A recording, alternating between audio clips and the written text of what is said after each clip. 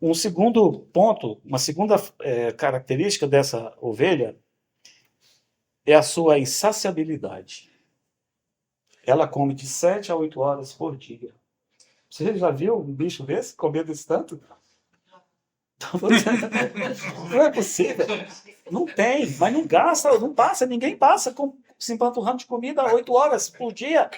Você vai lá e come, que 30 minutos, 40 minutos? Aí você vai fazer suas coisas. Mas imagina alguém sentar numa mesa e ficar 8 horas comendo. Quando a gente matava alguma ovelha para comer, sempre eu ficava assim espantado de quanta comida tinha na barriga daquela ovelhinha. Aquele bolo de comida. E eu pensava assim, você não precisa de tanto. 7 a 8 horas, todo dia, comendo, comendo, comendo, comendo, comendo, comendo, comendo. Qual que é o remédio? Qual que é o remédio para a insaciabilidade? E o povo de Deus, nós como ovelhas do Senhor, irmãos, eu não vou nem citar o mundo. O mundo está aí perdido, estão cegos, estão perdidos. Mas nós devemos aprender a colocar aquilo que for prioritário em primeiro lugar. Devemos dar ao Senhor a prioridade em todas as coisas. Qual o remédio? O remédio vocês já conhecem. Mateus capítulo 6. Buscai, pois, em primeiro lugar, o reino de Deus e a sua justiça. Irmãos, eu concedo, você pode vir falar para mim, eu concedo, vou te ouvir tranquilo. Embora não irei concordar. Você pode falar assim, seus filhos, 3 filhos, eles vão para a faculdade. Ó, aquela lá quer fazer uma faculdade que é 8.500. A outra quer fazer uma faculdade que é 9.200. O outro quer fazer educação física. Se prepara. Você tem que trabalhar. Sim, nós temos que trabalhar. Mas o trabalho é uma das coisas na nossa vida. Nós não fomos feitos para viver dessa maneira como o mundo vive. Deus cuidará de nós. Buscai, pois, em primeiro lugar o reino de Deus e a sua justiça. E tudo mais vos será acrescentado. O trabalho é uma das coisas. Só isso. Irmão, você tem algo contra a prosperidade? De jeito nenhum. Não tem nenhuma. Que cada um de nós sejamos prósperos no Senhor. Que tenhamos prosperidade na nossa casa. Inclusive para ajudar esse mundo caído. Essas pessoas que estão aí sofrendo, tendo tanta necessidade nesse mundo. A obra de Deus tem tanta necessidade.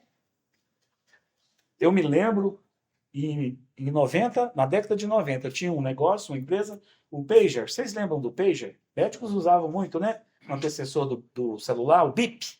Tive uma empresa dessa lá. Eu me lembro que o cliente mais acionado na nossa central era um aparelho. Então, você alugava o aparelho, tinha um número e passava esse contato da nossa central para todo mundo. As pessoas precisavam de você. Aí ela ligava na nossa central, funcionava 24 horas, e falava assim, aciona o doutor Vinícius aí, fala com ele que o paciente já chegou e tal, tal.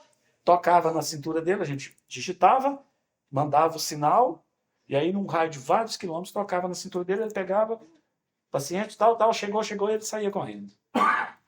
O nosso cliente mais acionado, José Humberto, um jovem de seus 35 anos, com uma jovem esposa, Shirley. E aí um dia, eles tiveram um bebezinho, e ele vinha sempre, ou ele pagava. Um dia ele veio e eu falei assim, Zé, você é o mais acionado da central, o que você faz? Eu compro abacate, compro fruta, ele leva para São Paulo e tal. Rapaz, você trabalha demais, eles te chamam o dia inteiro. Então, meu objetivo, daqui 5 anos, do jeito que eu estou ganhando dinheiro, ele falou, e trabalhando, daqui 5 anos eu aposento. Aí eu mais a Chile, vamos curtir a vida. Se falar perto de mim, eu guardo. Falou 5 anos, eu guardo. Esperei 5 anos.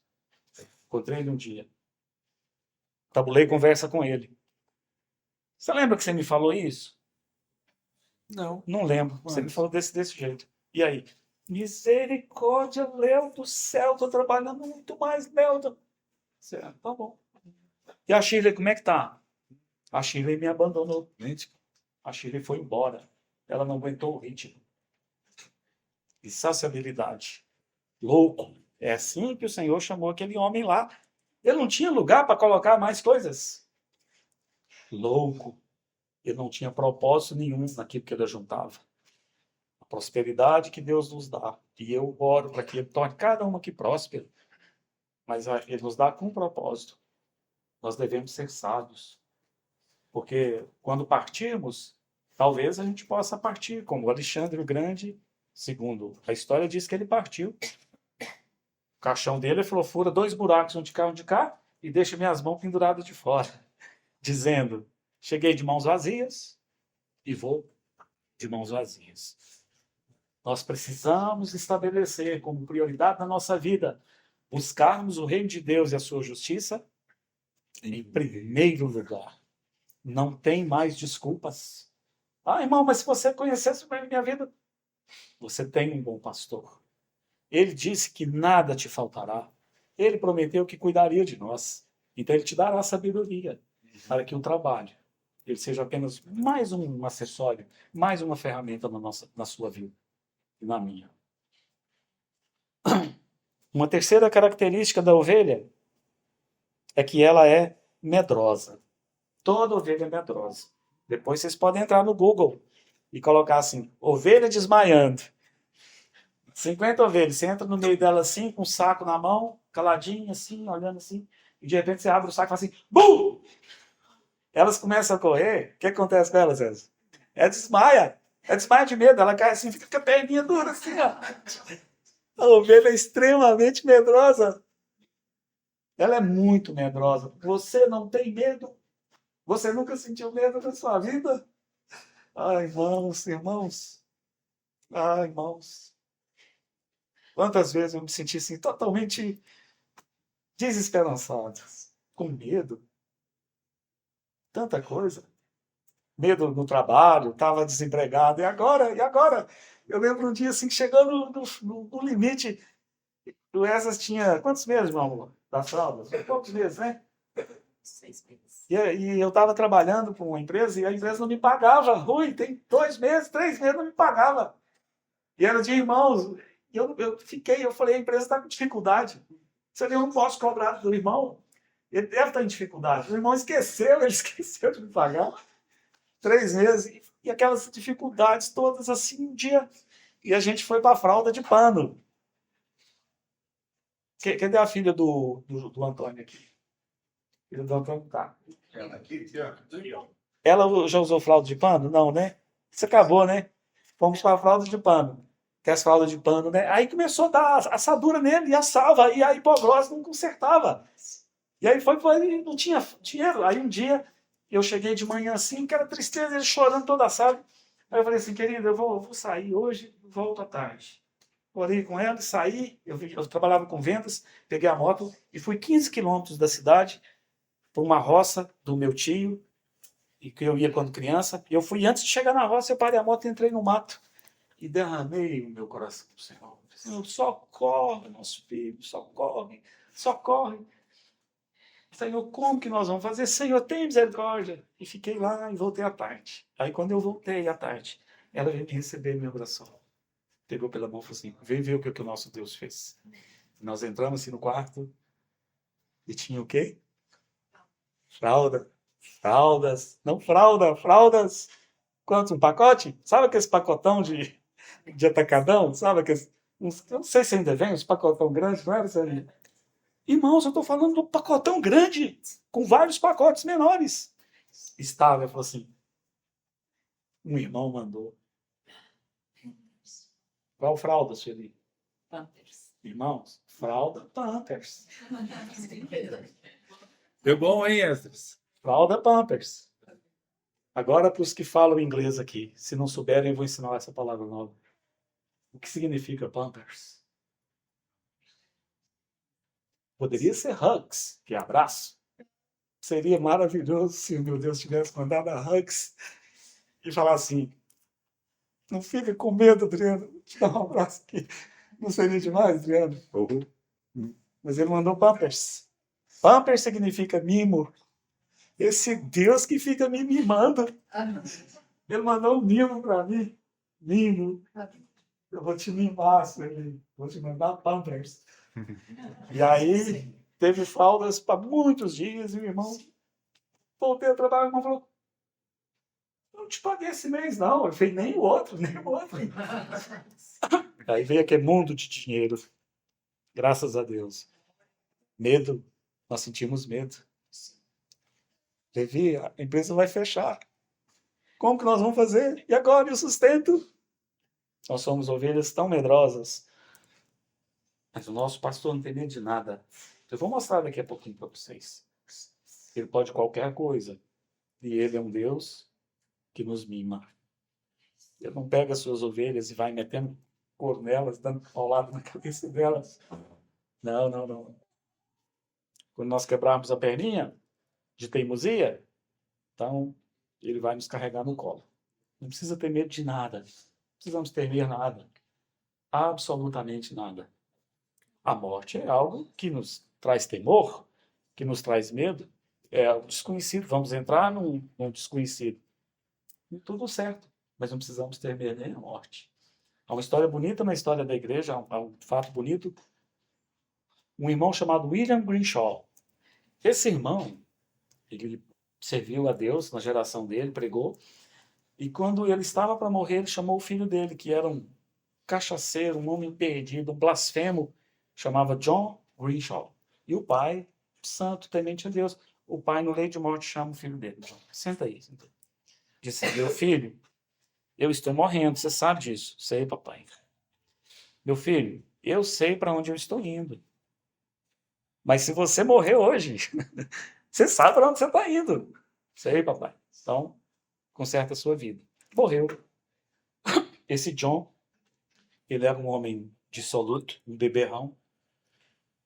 Ele tinha um cavalo, e ele ia para as tabernas, para os bares, e ele falava assim para as pessoas, ó meu cavalo aí, ó. Esse cavalo eu comprei daquele crente lá, o Juarez. Comprei o cavalo dele. Você vê a sorte desse cavalo, né? Carregava um santo, agora carrega um pecador. Não é desse jeito. É graças a Deus que o evangelho alcançou esse John.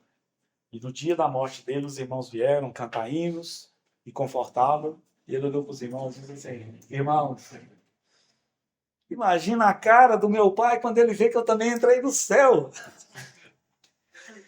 Não precisamos ter medo de nada. Não precisamos ter medo. Quando vier os problemas, quando vier essa sensação de medo, eu estou sozinho, eu estou sozinho. E agora? E agora? Olhemos para esse pastor. Nosso pastor é cheio de coragem. Nosso pastor é o todo-poderoso, ele pode tudo e ele tem cuidado de nós. Você lembra quando Pedro afundava? Quando Jesus veio andar sobre as águas, Pedro, impetuosamente, ele disse, quem és tu? Sou eu. Então manda que eu vou. E aí, então, o Senhor falou, vem. E ele foi. E ele andava por sobre as águas, ele andou por sobre as águas. E respeitosamente, eu não estou sendo desrespeitoso, respeitosamente, que nós tenhamos as nossas histórias aqui na Terra, porque falador como ele era, quando nós encontrarmos Pedro, ele vai jogar isso na nossa cara. Ele vai falar, Rezes, você já andou sobre as águas? Aí você fala, você afundou. Não, mas eu andei, você não andou. Vocês lembram como ele andou por um momento? Fala que ele reparou na força do vento, na força das ondas, e fala que ele teve medo. Ele teve medo, é o que está escrito lá. E aí, o que ele fez? O que ele falou? Senhor, socorre. Senhor, socorre-me! Ele falou, Senhor, socorre-me! Ele gritou, Senhor, me ajuda, Senhor, me socorre! E lembra o que o Senhor fez? Fala que o Senhor prontamente veio e fez o quê? Aqui, ó. E ambos subiram para o barco. Como que o Senhor sustentou? Porque a tradição diz que ele era um homem azarrão, né? Um homem grande, né? Como é que o Senhor deu conta de segurar aquele homem? O Senhor segurou ele. É isso que está escrito em Hebreus capítulo 13, versículo 5. O que o Senhor fala lá? Nunca te deixarei, jamais te abandonarei. Uma boa tradução ali é nunca te deixarei. 2 vezes essa palavra. Esse é o nosso Deus. Nunca, Sueli. Nunca. Sueli. Nunca eu te deixarei. Nunca. Jamais te abandonarei. Sabe o que significa essa expressão? Como pode ser traduzida? Jamais te abandonarei. Eu nunca vou soltar a sua mão. É isso. Pode procurar lá, vai aparecer esse significado. Ele está dizendo, eu nunca vou te deixar, não precisa ter medo. E eu nunca, de maneira nenhuma, vou afrouxar a mão do lado de cá. nunca vou soltar. Então não precisamos ter medo. Podemos, em nome de Jesus, seguir firme, mesmo contra todas as coisas, contra o mundo, contra tudo, contra as possibilidades, mas com Cristo já está 1-0 para a gente. Nós estamos do lado vencedor. Por último, característica da ovelha, elas não sabem se defender. Pega um cachorro desconhecido, aperta ele, o que ele vai fazer? Ele te morde. O cachorro morde. E o gato? O gato unha. Pega um tucano, pega ele vai te meter o bico. Chega perto de um leão. Cada bicho tem uma maneira de se defender. Esse daquele jeito, aquele daquele outro. A cobra, cascavel está lá, ó. Você pode passar perto dela assim, não tão perto. Ela não vai correr atrás de você para te picar. É só se você pisar nela. Mas a ovelha, ela não tem nenhum mecanismo de defesa. Ela não sabe se defender.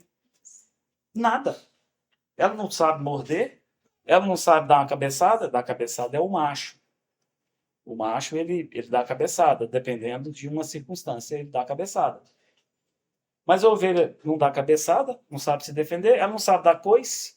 Ela não sabe unhar. Ela não sabe fazer nada. Ela não sabe se defender. E é assim conosco, né? Às vezes, muitas situações que nós tentamos defender-nos a nós mesmos, parece que a gente complica mais o problema. Porque não confiamos que o nosso pastor, ele é capaz de nos defender. Ele é capaz de cuidar de nós, ele é capaz de nos ajudar. Abram comigo em João capítulo 18. E nós já estamos terminando com essa característica. João 18. João 18, 1. João 18, 1 diz assim: nós vamos encontrar o Senhor Jesus e os discípulos no jardim do Getsemane, naquela noite que antecedeu o seu julgamento. Tendo Jesus dito essas palavras, saiu juntamente com seus discípulos para o outro lado do ribeiro Cedron, onde havia um jardim, e aí entrou com eles. E Judas, o traidor, também conhecia aquele lugar, porque Jesus ali estivera muitas vezes com seus discípulos. Então Judas não estava, pelo texto. Mas Judas sabia para onde ele tinha ido. Tendo, pois, Judas, versículo 3, tendo, pois, Judas recebido a escolta e dos principais sacerdotes e dos fariseus alguns guardas, chegou a este lugar com lanternas, tochas e armas. Esse versículo aqui, irmãos. Tendo, pois, Judas recebido a escolta. Essa palavrinha, escolta, é um termo militar. Se você procurar a origem dessa palavra, essa palavra lá, ela foi traduzida aqui no grego como espeiran, S-P-E-I-R-A-N, espeiran. Agora a pergunta, o que é uma espeiran? Espeiran, ou coorte, era a 10ª parte da legião romana. A legião romana, que foi um marco assim, fantástico na história da arte militar, eles se dividiam em legiões. Legião tal, número tal, legião tal, legião tal, legião tal. Então, cada legião era composta de 10 espeirãs, ou 10 coortes. Então, ia a primeira espeirã aqui. Atrás da Sueli, a Sueli ia carregando uma flâmula, e na flâmula estava o número 1 em Romanos. A outra espeirã ia aqui, segurando o número 2 em Romanos, e aqui até 10 fileiras que estavam indo para a guerra. É a palavra que ele falou, que ele usou aqui. Diz assim, aqui diz exatamente isso. Tendo, pois, Judas recebido a espeirã. Agora a pergunta. Quantos soldados se compunham a legião romana? Quantos? 2.000? 3.000? É mais. Quem falou 6.000? 6.000. Uma legião romana, ela era composta de 6.000 soldados. Ora, se o Espírito Santo colocou para colocar aqui uma espeirã, qual que é a 10ª parte de 6.000? Irmãos, não foram os gatinhos pingados que vieram pegar o Senhor, não. Pelo menos, nós temos base no texto, pela palavra que foi usada, que pelo menos 600 nós já sabia que veio. Veio muita gente pegar ele. Gente militar. Mas não só isso. Veio uma espeirã, e dos principais sacerdotes dos fariseus, alguns guardas. Então vieram alguns guardas ainda. Então, 600 e poucas pessoas que vieram pegar o Senhor. Agora, vem Rui, eu estou numa situação embaraçosa, e vem 600, 700 pessoas me pegar. Eu já tenho um plano, Rui. Minha casa, se eu subir a edícula que tem lá, dá para me fugir pelo vizinho e passar na rua de cima e ninguém me pega. Então vem esse mundo velho de gente pegar o Senhor. O que o nosso Senhor fez? Irmãos, é tão bonito. Ele pode nos defender. É o que você vai ver aqui. Eles estão no jardim. Todo mundo aqui no jardim do Senhor. Aí vem essa turba de gente, tudo armado, para pegar o Senhor. Ele vai morrer. Sabe o que o Senhor fez? O Senhor vai fazer isso aqui, ó. E põe os discípulos atrás dele. Nas guerras modernas, essas guerras de hoje, os generais, eles comandam de onde? Das suas salas, com ar-condicionado, ali, com os computadores, recebendo notícias e traçando as suas estratégias. O nosso general é Cristo. Ele vai à nossa frente, ele vai fazer isso aqui com os discípulos. Ó. Ele põe eles aqui atrás. E ele fala assim, sabendo, pois Jesus todas as coisas sobre ele haviam de vir, adiantou-se. Ele adiantou-se. Ele pegou a frente e perguntou, a quem buscais? Responderam-lhe a Jesus, o Nazareno. Viu? Você viu que pastor é esse que nós temos? Você nunca vai perder nada sendo ovelha desse pastor. Quando precisar, ele vai te defender. Ele vai te defender com a vida dele. Aliás, foi isso que ele fez. Ele sempre vai fazer isso conosco. Ele se adianta e segura a gente aqui. E abre as asas dele e protege. Você viu que Pedro tentou? Pedro tentou passar por cima do ombro dele ali e dar uma espadada no... Lembra? No mal. Aí você fala assim, uau, mas esse homem estava sozinho. Enfrentou sozinho. Mas não precisava ser sozinho. Porque lá em Mateus, no capítulo 26 de Mateus, capítulo 26, versículos 52 e 53, é o mesmo texto, mas lá o Espírito Santo vai colocar algo diferente. Quando Pedro corta a orelha do rapaz, Malco, né? Lembra o que Jesus falou para ele? O que o Senhor Jesus falou para ele? Embainha a espada. Você não sabe que se eu quisesse, eu podia pedir ao meu pai e ele me enviaria mais de 12 legiões de anjos para me ajudar. Opa, agora a guerra ficou muito desigual. Agora esses 600 e poucos que vieram prender não é nada. Agora até eu entro nessa briga com ele. Se uma legião são 6.000, ele falou mais de 12 lá em Mateus. Mas vamos ficar em 12? Quanto que dá aí? 72 mil. Foi isso que ele falou para Pedro. Pedro, guarda sua espada. Se eu precisar, eu peço o Pai. E ele vai me mandar mais de 72 mil anjos para me ajudar. Uau! Ele é aquele que nos defende. Em toda e qualquer situação. Se nós precisarmos do Senhor, a qualquer hora do dia ou da noite, se tivermos em qualquer situação de perigo, irmãos, Ele nos defende. Nós não precisamos mais de dar cotovelada nos outros para nos defendermos, né? Ou passarmos a perna em ninguém, ou brigar, ou usar o revólver ou a faca, como eles fazem lá em Minas, né? Não precisa disso, não.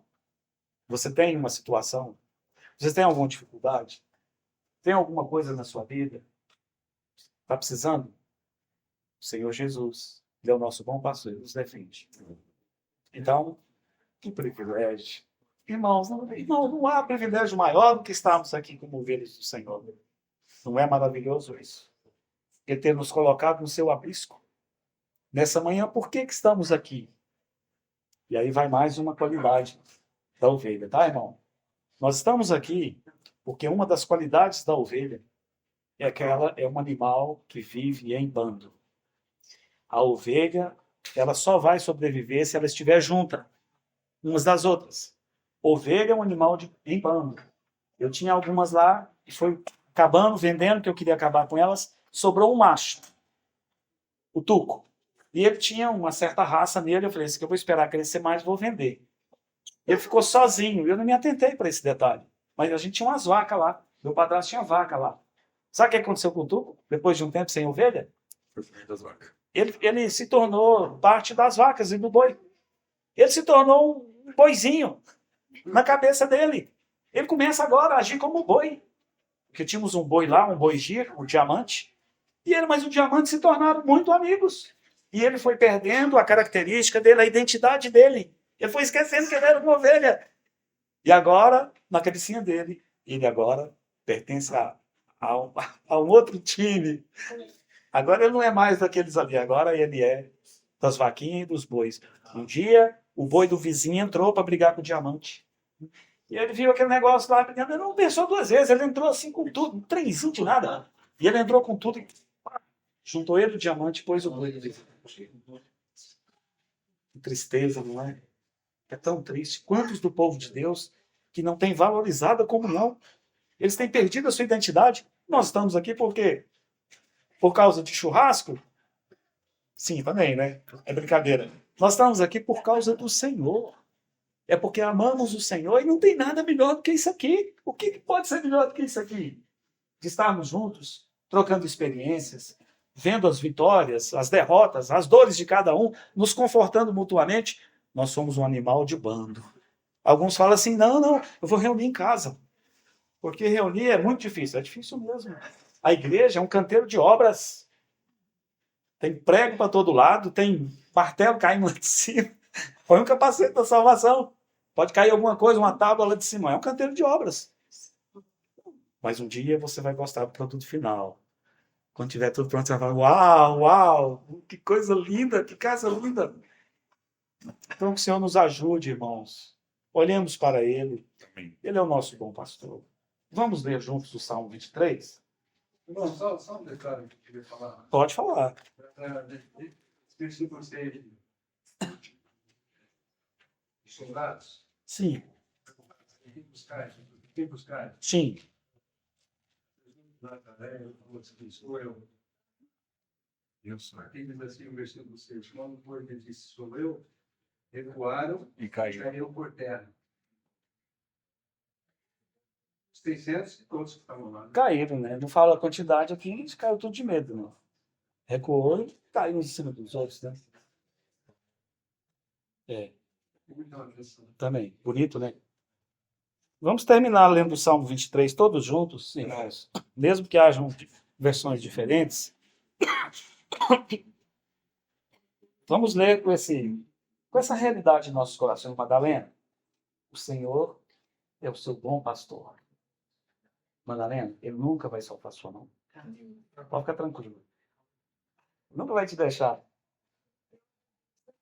O Senhor é o meu pastor, irmãos. O Senhor é o meu pastor. Nada lhe faltará. Ele me faz repousar em pastos verdejantes. Leva-me para junto das águas de descanso. Refrigera minha alma. Guia-me pelas veredas da justiça por amor do seu nome. Ainda que eu ande pelo vale da sombra da morte, não temerei mal nenhum, porque tu estás comigo. O teu bordão e o teu cajado me consolam. Preparas-me uma mesa na presença dos meus adversários. Unges minha cabeça com óleo. O meu cálice transborda. Bondade e misericórdia certamente me seguirão todos os dias da minha vida. E habitarei na casa do Senhor para todo sempre. Amém. Irmãos, o versículo 4 é um versículo que a gente lembra muito dele. Ainda que eu ande pelo vale da sombra da morte, não temerei mal nenhum, porque tu estás comigo. Irmãos, eu ouvi isso de um grande pregador do passado chamado Moody. Juarez, é tão lindo que ele falou, que quando nós passamos por uma situação de morte ou de tristeza profunda, aí o irmão pergunta, como é que você está, senhor Eli? Eu estou no vale da morte, né? No vale da sombra da morte. Nossa, está tão difícil, está tão... Aí ele falou algo que me ajudou muito e vai ajudar. Olha o que Davi falou aqui, pelo Espírito Santo. Ainda que eu ande pelo vale da sombra. Para ter sombra tem que ter o quê? Tem que ter luz. Só vai ter sombra se tiver luz. Se apagar tudo de noite, não tem sombra. Mas para ter sombra tem que ter luz. Então, mesmo no vale da sombra da morte, ele está lá. Você viu que ele está lá? Se tem sombra, ele está lá. Ele é a luz da vida. Então, mesmo no vale, que bonito o Espírito Santo colocou, mesmo no vale da morte, no vale da sombra da morte, porque a luz está lá. Então, que ele nos ajude e nos conduza. Te bendizemos, Senhor, pelo teu amor, dando o seu Filho a nós. Ele é o nosso bem mais precioso. Ele é aquele a quem amamos. Ele é aquele a quem entregamos a nossa vida voluntariamente. Ele é o nosso bom pastor. É ele que nos guia. É ele que nos protege e é ele que nos provê. Muito obrigado pelo dom do teu Filho, Pai. Muito obrigado por ter nos dado o Senhor Jesus Cristo. Senhor Jesus, que privilégio. Somos ovelhas tuas, do teu pastoreio. O Senhor, de fato, de verdade, o Senhor é o bom pastor. Aleluia. Mas o Senhor é o nosso bom pastor. Uhum. Te louvamos, te bendizemos. Te adoramos, Senhor. Louvado, exaltado seja o teu nome, Jesus. Amém. Amém.